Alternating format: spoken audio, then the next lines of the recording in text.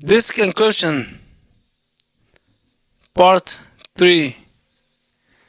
Encryption is a special case of data at rest protection when the storage medium is a sector addressable device, meaning a hard disk. This article presents cryptographic aspects of the problem. For an overview, see disk encryption.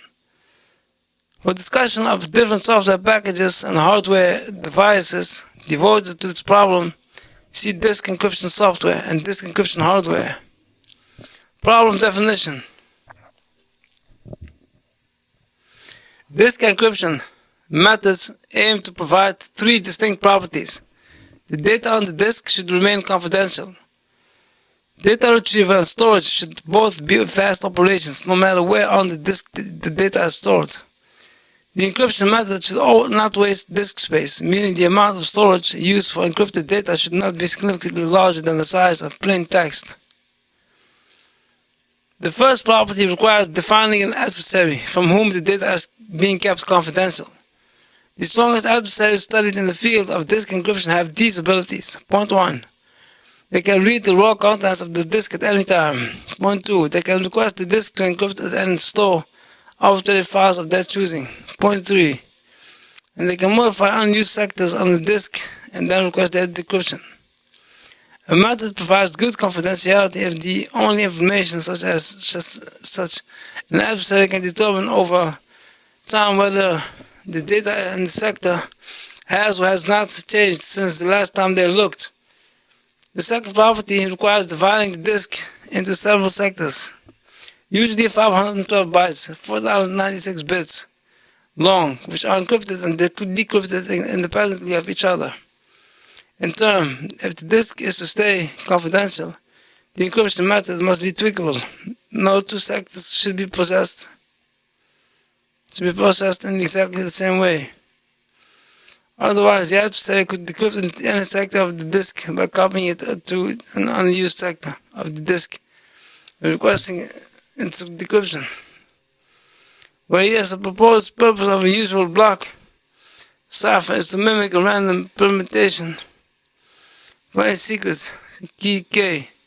The purpose of tweakable encryption is to mimic a random permutation for a secret key and any known tweak.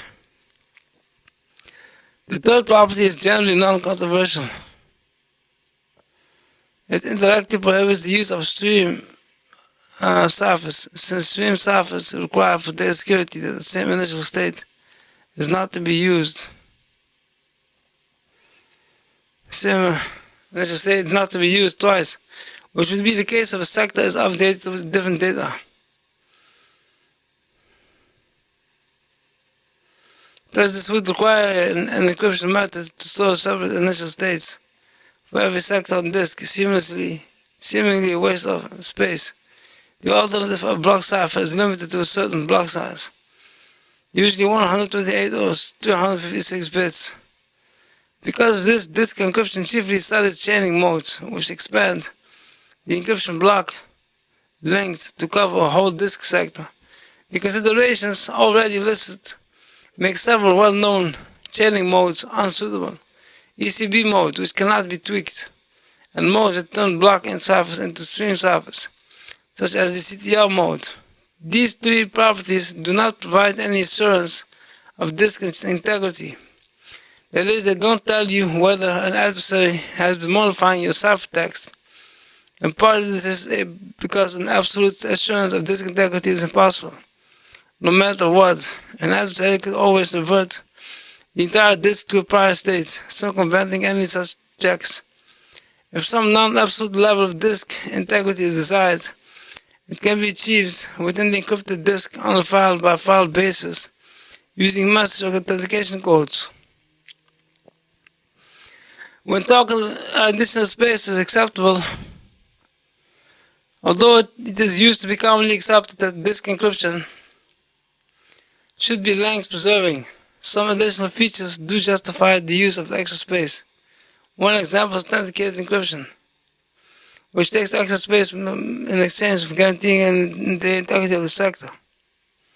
One application of this guarantee would be to prevent an attacker from triggering kernel bugs by breaking the file system. Narrow and wide block. These encryption methods are also distinguished into narrow block and wide block methods for a sector-size plaintext. Narrow block method encrypts it in multiple blocks, while a wide block method does it in just one.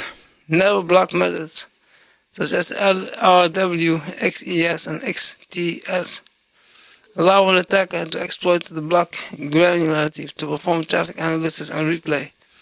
A wide block cipher ideally makes the entire ciphertext unrecognizable for change anywhere in the plaintext.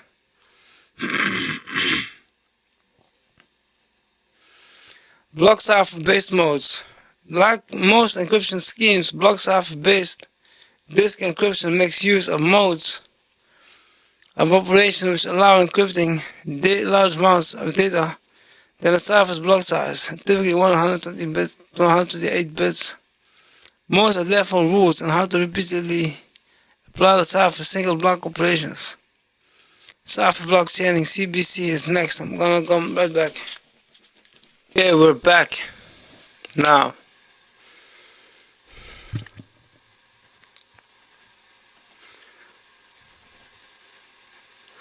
Block cipher-based modes. Like most encryption schemes, block cipher-based disk encryption makes use of modes of operation, which allow encrypting larger amounts of data than the cipher's block size, typically 128 bits.